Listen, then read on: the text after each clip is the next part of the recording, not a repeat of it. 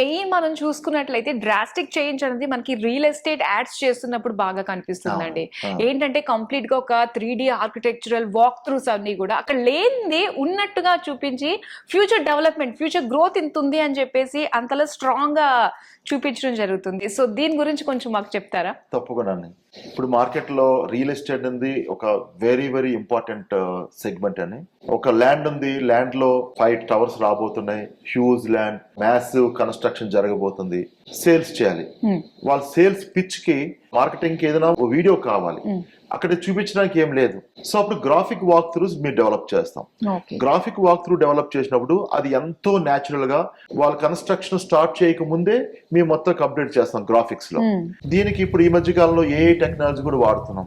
ఎప్పటికప్పుడు వచ్చిన కొత్త కొత్త అప్డేటెడ్ టెక్నాలజీస్ మేము వాడుతుంటాం. రెండరింగ్ కోసం కానీ, లేదా దాంట్లో పెట్టాల్సిన సెట్ ప్రాప్స్ కానీ, కలర్స్, టెక్చర్స్, మారుతున్న స్టైల్ ఎలా మారుతుంది, ఏ రోజుకి స్టైల్ ఎలా మారుతుంటే మారుతున్న స్టైల్స్ మీరు నేర్చుకుంటూ దాన్ని ఇంప్లిమెంట్ చేస్తూ we develop graphic walk throughs.